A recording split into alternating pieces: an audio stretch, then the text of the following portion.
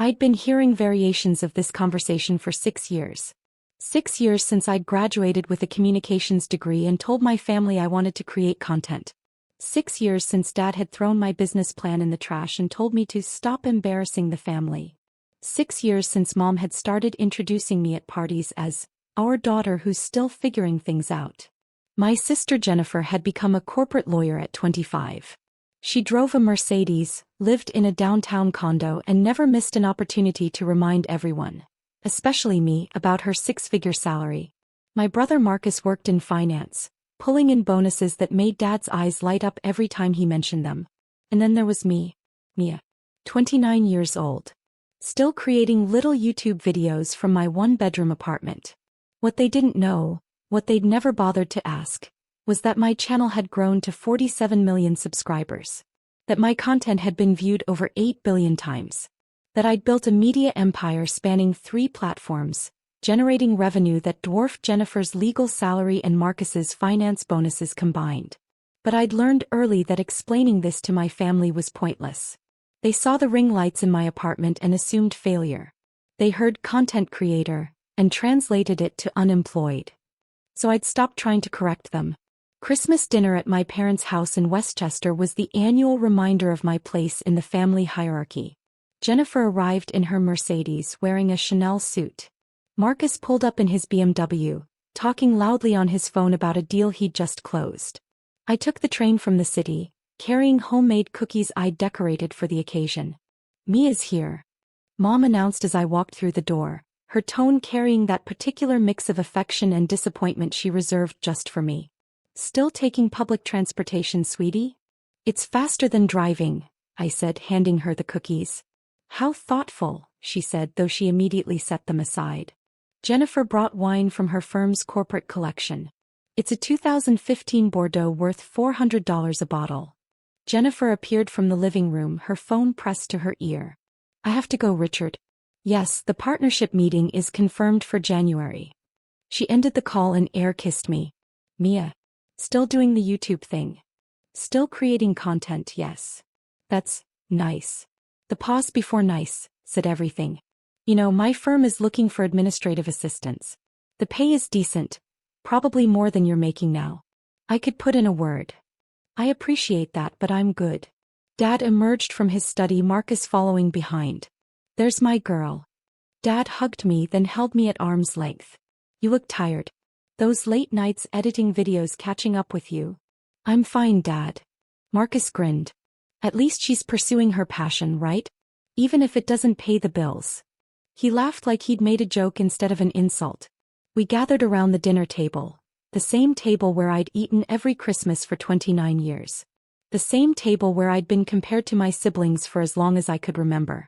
Mom had outdone herself with the meal. Prime rib, roasted vegetables for different side dishes, and Jennifer's expensive wine. Let's go around and share our wins from this year, Dad suggested, raising his glass. This was a new tradition he'd started 3 years ago, around the time I'd launched my channel. It was his way of highlighting everyone else's success while my internet hobby got politely ignored. Jennifer went first. Well, I made junior partner this year. Youngest in the firm's history. My salary is now $340,000 base plus bonuses. And I'm being considered for the corporate litigation team that handles Fortune 500 clients. That's my girl. Dad beamed. Mom actually teared up with pride. Marcus continued. I closed the Henderson merger, $2.3 billion deal. My bonus this year was $180,000. And I'm up for VP next quarter. More cheers. More pride.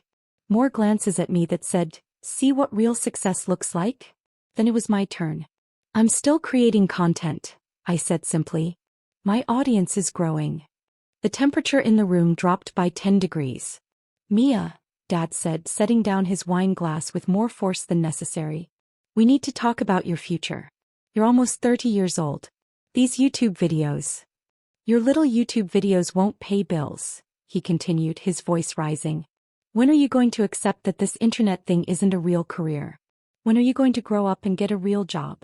Mom nodded vigorously. Your father's right. Look at Jennifer and Marcus.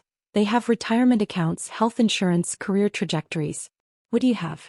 a camera and some editing software. Get a real job like your sister, Mom added. Jennifer's firm is hiring.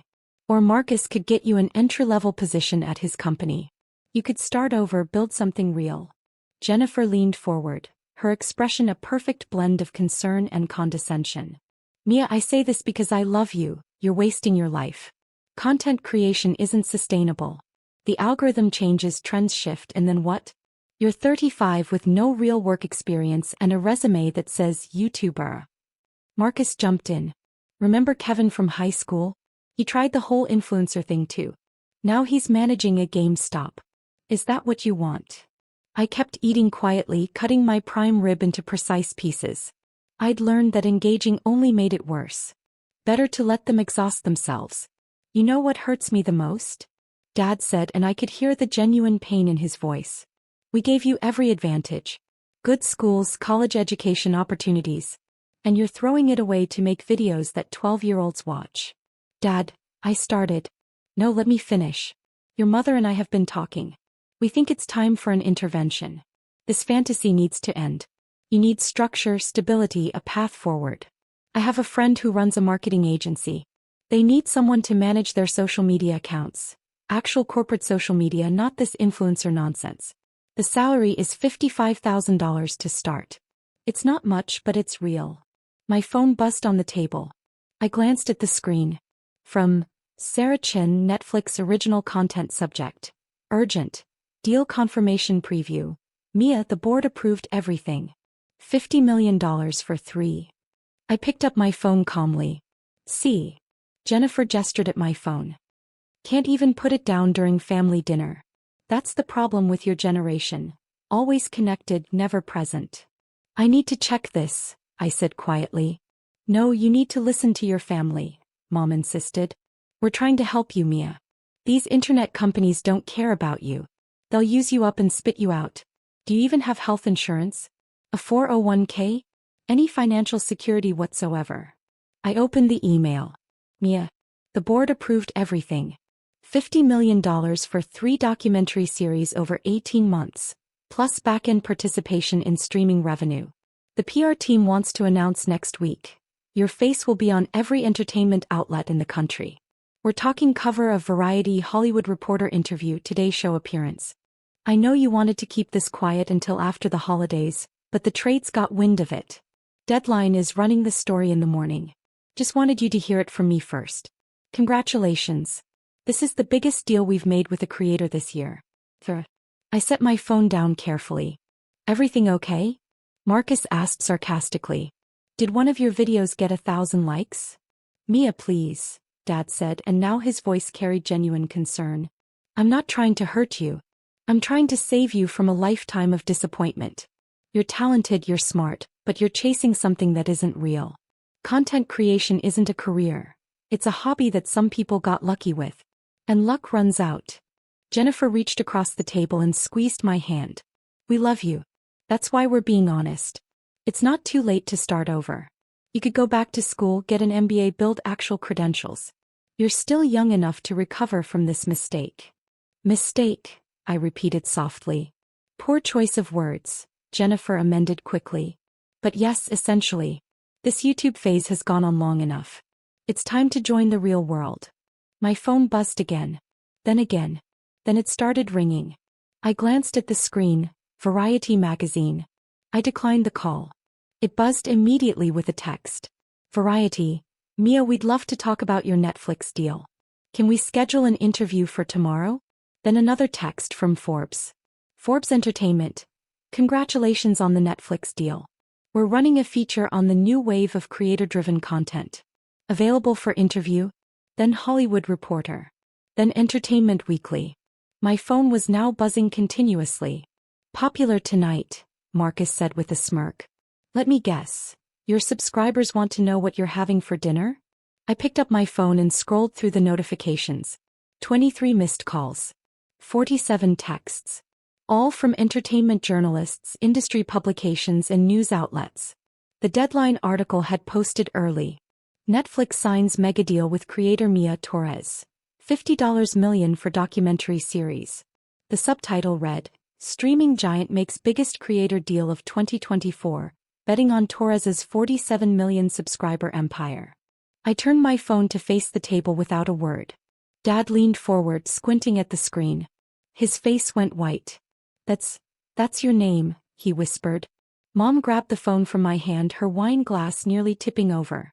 This can't be real. This is fake. Someone's playing a prank. Jennifer snatched the phone next, her lawyer instincts kicking in as she verified the source. It's Deadline. That's a legitimate trade publication. They don't post fake news. Marcus pulled out his own phone, typing frantically. Holy shit. It's everywhere. Variety just posted. Hollywood Reporter. Entertainment Weekly. They're all running the same story. He looked up at me, his expression a mixture of shock and something that might have been respect. You signed a deal with Netflix? For $50 million. The deal closed yesterday, I said calmly, taking a sip of water. They wanted to announce it next week, but someone leaked it early. The table had gone completely silent. Mom's mouth opened and closed like a fish. But you make YouTube videos. How does that? I don't just make YouTube videos, Mom. I run a media company. I have 47 million subscribers across 3 platforms. My content has been viewed over 8 billion times.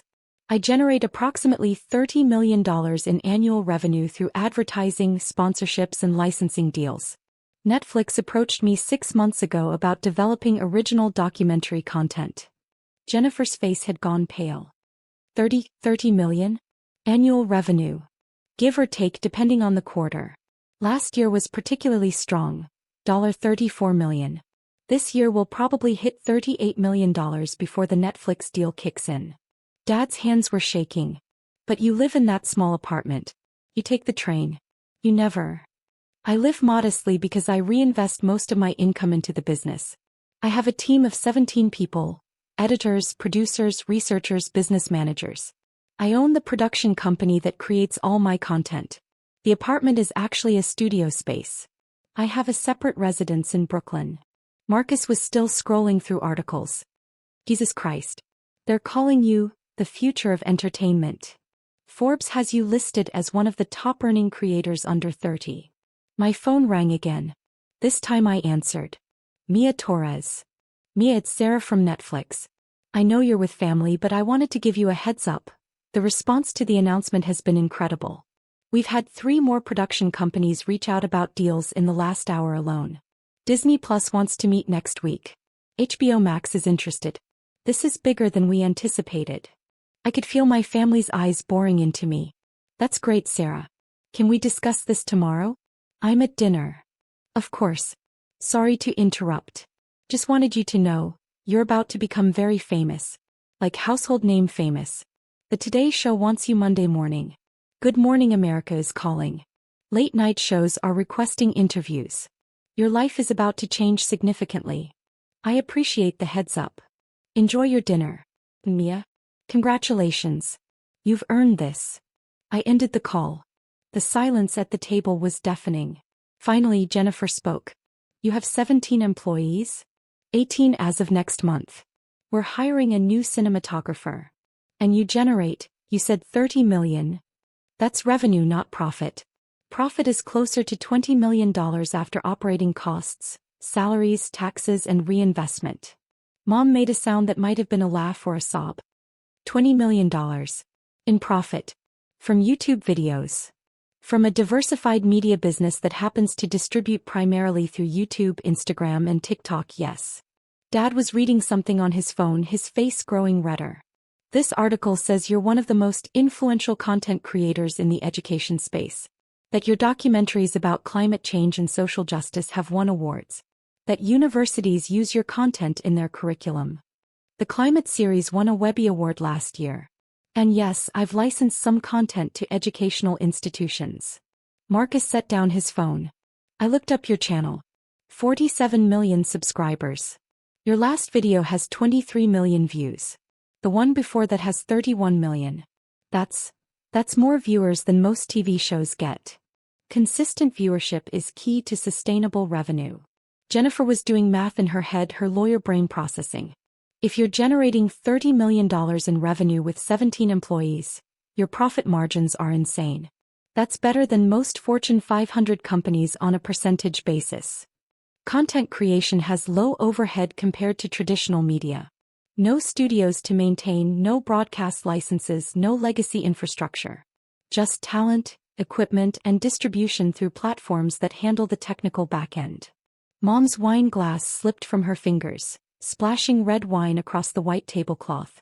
She didn't seem to notice. All this time, all these years we thought. You thought I was failing, I finished for her. You thought I was wasting my life on a hobby that would never amount to anything. Dad's voice came out hoarse. Why didn't you tell us? I tried. 6 years ago when I first started I showed you my business plan. You threw it in the trash. When I hit 1 million subscribers I invited you to my studio. You said you were busy. When I won my first award I called to tell you. You asked when I was going to get a real job. The words hung in the air like smoke. Eventually I stopped trying, I continued. You'd made up your minds about what I was doing. Nothing I said would change that. So I let you think what you wanted to think. Jennifer's phone buzzed. She glanced at it and went even paler. Oh my God. My firm's senior partners are texting me. They saw the news. They want to know if you're the Mia Torres who's my sister. They want an introduction. For what? We handle entertainment law. Contracts, negotiations, intellectual property. A client like you, she stopped herself. I'm sorry. That sounded opportunistic. I suggested. She flinched. I was going to say, exciting from a professional standpoint, but yes, opportunistic works too. Marcus was reading through more articles. They're estimating your net worth at $60 million. That's before the Netflix deal. That's speculative. Most of my wealth is tied up in the business and real estate investments. Liquid assets are closer to $15 million. $15 million in liquid assets? Dad's voice cracked. You have more money in the bank than I'll make in my entire career, and you let us lecture you about getting a real job? You weren't interested in hearing about my job. You were interested in fixing what you perceived as my failure. Mom stood abruptly, her chair scraping against the floor. I need a minute. She walked out of the room and I could hear her crying in the kitchen. The guilt I'd expected to feel didn't come. Instead, I felt a strange lightness, like I'd been carrying a weight for 6 years and someone had finally lifted it off my shoulders. Jennifer cleared her throat. The administrative assistant position I offered you would have been a $285,000 pay cut from what I pay myself in salary alone, not counting distributions from the business. She winced. I feel like an idiot. You feel like someone who made assumptions based on incomplete information, I corrected. You all did. Dad was staring at his plate like it held the answers to the universe. I told my golf buddies that you were still finding yourself. I made excuses for you at every family gathering. I pitied you. I know. You knew and you let me. Yes. Why? I considered the question carefully. Because I learned something important over the last 6 years. External validation doesn't matter if you have internal certainty. I knew what I was building. I knew its value. Your approval, while it would have been nice, wasn't necessary for my success. Marcus laughed. A sharp, bitter sound. Jesus. She just gave us a masterclass in self-confidence while simultaneously destroying our egos. My phone buzzed again. Another call from a major publication. I declined it. The thing is, I continued, I don't need you to understand what I do now any more than I needed it 6 years ago.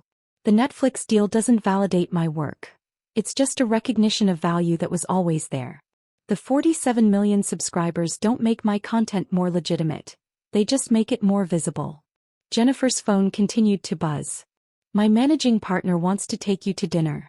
The head of our entertainment division wants to discuss representation. Mia, I didn't know. I have representation. CA signed me 4 years ago. CA represents you? Marcus looked like he might pass out. They represent A-list movie stars. They represent talent across multiple industries, including digital media. Mom returned to the table, her eyes red. She sat down heavily and looked at me like she was seeing me for the first time. You decorated those cookies yourself. You brought them on the train because you thought we'd enjoy them. Even after everything we said, every dismissal, every comparison to your siblings, you still brought homemade cookies. I like baking. It's relaxing. You're a millionaire many times over and you brought homemade cookies to Christmas dinner. Yes. She started crying again, but differently this time. I'm a terrible mother. You're a mother who loves her children and wants the best for them.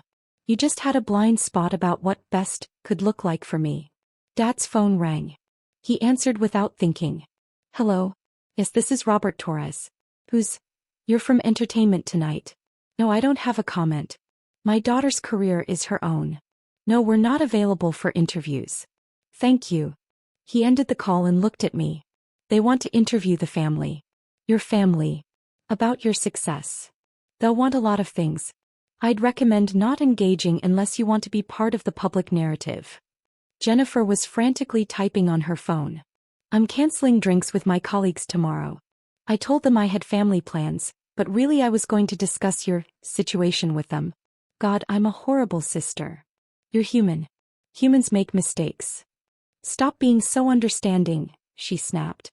We deserve your anger. We've been awful to you for years. What would my anger accomplish? Would it change the past? Would it make you understand any better than you do right now? Marcus rubbed his face with both hands. This is surreal. This morning I thought I was the successful sibling. Now I'm realizing I make less in a year than you probably make in a month. Success isn't a competition, Marcus. Says the person who won. My phone lit up with a text from Sarah at Netflix. By the way, your follower count has jumped 2 million in the last hour. The announcement is driving massive traffic to your channels. Congratulations. I showed the screen to my family. 2 million new subscribers in the last hour. Dad made a choking sound. How is that even possible? Network effects. People see news about the Netflix deal, they get curious about my content, they subscribe. The algorithm picks up the increased engagement and promotes my content to more users. It snowballs. You sound like you're explaining rocket science, Mom said weakly. It's not that different actually.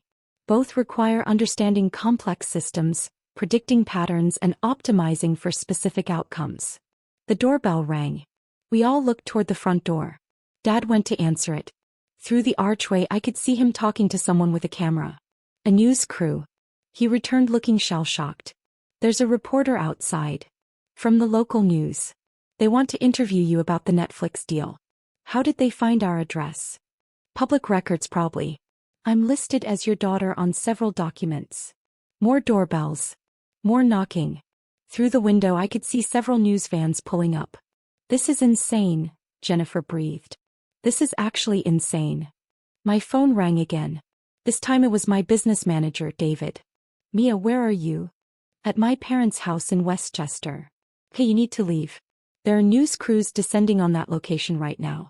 I'm sending a car to get you. It'll be there in 20 minutes. In the meantime, don't go outside, don't make any statements, and definitely don't let your family talk to the press. Understood. I ended the call and looked at my family. You should all turn off your phones for the next few hours. Delete your social media apps temporarily. Trust me on this. You don't want to see what's being said online right now. What do you mean? Mom asked. People are curious about my background.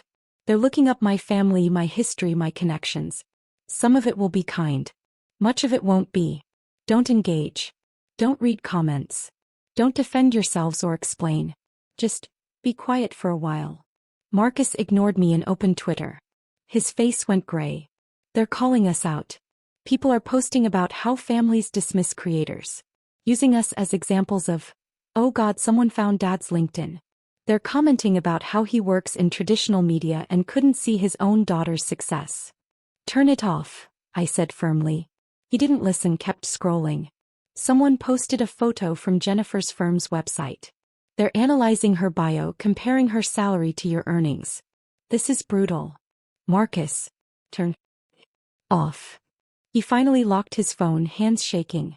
The doorbell rang again, more insistently this time. Don't answer it, I instructed. My car will be here in 15 minutes. I'll leave through the back. You all should stay inside tonight. Tomorrow this will calm down slightly. By next week the news cycle will move on to something else. What do we do? Mom asked, and she sounded so lost that my heart ached despite everything. Nothing. You do nothing. Don't apologize publicly. Don't try to capitalize on this. Don't give interviews or make statements. Just live your lives. This is my career, my spotlight. You don't need to be part of it unless you want to be. Dad stood and crossed to where I sat. He didn't try to hug me, just stood there looking down at me with an expression I couldn't quite read. I'm proud of you, he said finally. I should have said that 6 years ago. I should have said it every day since. I'm proud of you and I'm sorry I didn't see what you were building. Thank you. That's it? Just, thank you? What else would you like me to say, Dad? He laughed, a broken sound. I don't know. I expected more anger. More hurt. More something. I processed my hurt over the last 6 years. I built something beautiful while you all worried I was wasting my life. The anger burned out a long time ago. All that's left is sadness that you missed it. Jennifer stood abruptly. I can't do this. I can't sit here and be forgiven so easily. We don't deserve your grace. Maybe not. But grace isn't about deserving. It's about choosing to extend it anyway. My phone buzzed with a text from David. Car is outside. Back entrance. Move quickly. I stood and picked up my coat. I need to go. The press attention will die down in a few days. Until then, keep your heads down. Mom grabbed my arm. When can we see you again? When you want to see me as I am, not as you wish I'd been. I walked toward the back door. Behind me, I could hear Jennifer crying, Marcus swearing at his phone, Dad trying to handle the chaos at the front door. As I stepped out into the cold December night, a black SUV waited in the alley behind the house. David stood by the open door. You okay? He asked as I climbed in. I'm fine. That was brutal. Your family had no idea. None. How do you feel? I considered the question as the SUV pulled away, passing news vans and reporters who didn't realize I'd slipped out the back. Lighter, I said finally. Like I've been carrying something heavy for a long time and I finally put it down. My phone continued to buzz with notifications. Interview requests, congratulations from fellow creators, messages from friends who'd seen the news. But I silenced it all and watched the lights of Westchester fade behind us. Tomorrow I'd be on morning shows, giving interviews, explaining my journey to audiences around the world. Next week I'd start production on the Netflix documentaries.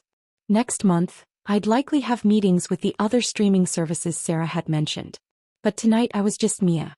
Still the youngest child in a family that had finally seen me. Still the creator who'd built an empire while everyone thought she was failing.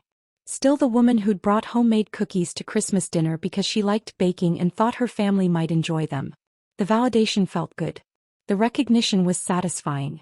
But the real victory had happened 6 years ago, the day I'd decided to build something meaningful regardless of whether my family understood it. Everything after that was just noise. My phone lit up one more time.